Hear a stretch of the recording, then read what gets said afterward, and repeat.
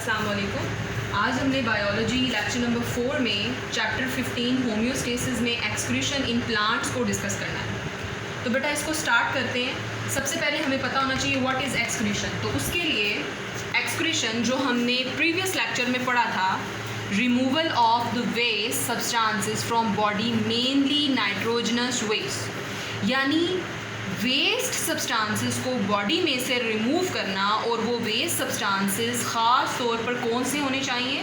Nitrogenous waste. और आपने जो आपका फर्स्ट लेक्चर था उसमें आपने पढ़ा था कि excretion is the elimination of the nitrogenous waste, यानी removal of the nitrogen waste. तो हम सिंपल वे में ये बोल सकते हैं कि एक्सक्रीशन नाइट्रोजनस वेस्ट के रिमूवल को कहते हैं। जब आपकी बॉडी में नाइट्रोजनस वेस्ट एक्स्ट्रा हो जाते हैं तो उन एक्स्ट्रा नाइट्रोजनस वेस्ट को रिमूव करना from the body, that's called excretion. ठीक है। अब बेटा ये जो एक्सक्रीशन हो रही है नाइट्रोजनस वेस्ट की, तो पहले तो हमें ये पता करना है कि ये नाइट्रोजनस वेस्ट बनते कैसे हैं। तो सबसे पहले अगर हम एनिमल्स की बात करें तो बेटा एनिमल्स जो हैं वो क्या करते हैं कि वो एसिमिलेटरी न्यूट्रिएंट्स जो हैं वो बनाते हैं अपनी बॉडी में, इनटेक करते हैं। ये एसिमिलेटरी न्यूट्रिएंट्स क्या होते हैं?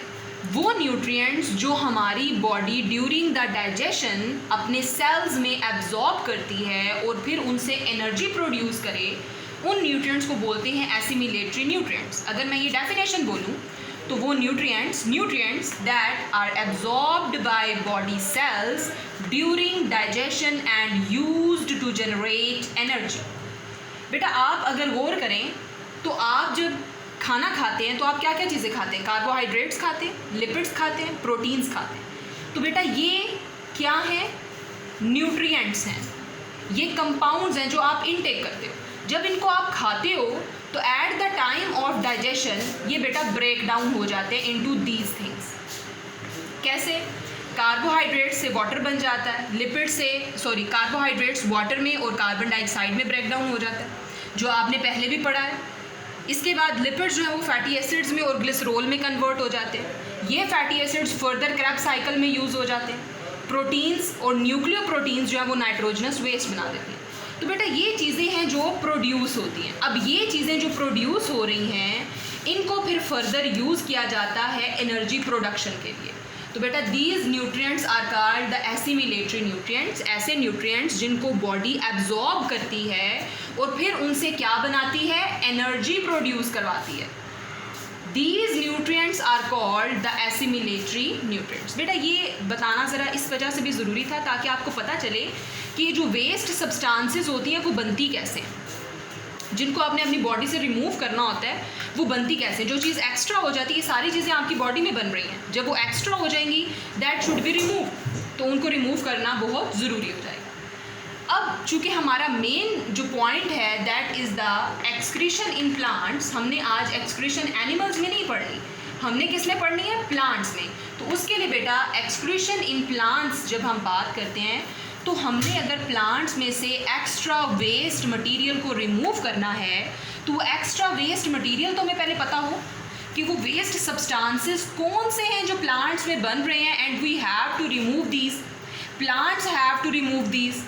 तो बेटा वो वेस्ट सब्सटेंसेस हैं carbon dioxide, oxygen, water and some inorganic and organic waste. मैं रिपीट कर रही हूँ बेटा, प्लांट्स के अंदर जो वेस्ट सब्सटेंसेस बनती हैं that should be removed are carbon dioxide, oxygen, water, inorganic and organic waste. अब कार्बन डाइऑक्साइड और ऑक्सीजन कहाँ पे बनते हैं? बेटा कार्बन डाइऑक्साइड प्रोड्यूस होती है in the result of respiration, और ऑक्सीजन प्रोड्यूस होती है in the result of photosynthesis, और वाटर बेटा प्रोड्यूस होता है इन बोथ, रेस्पिरेशन में भी प्रोड्यूस हो रहा है और फोटोसिंथेसिस में भी प्रोड्यूस हो। तो बेटा ये हमारे पास वेस्ट सब्सटेंसेस हैं। अब इनको रिमूव कैसे किया जाता है? जो कार्बन डाइऑक्साइड होती है बेटा, जो रेस्पिरेशन के नतीजे में बनी है, प्रोड्यूस हुई है, ये कार्बन डाइऑक्साइड बेटा इस्तेमाल हो जाती है फोटोसिंथेसिस में, और जो एक्स्ट्रा बच जाती है वो रिमूव कर दी जाती है फ्रॉम द बॉडी।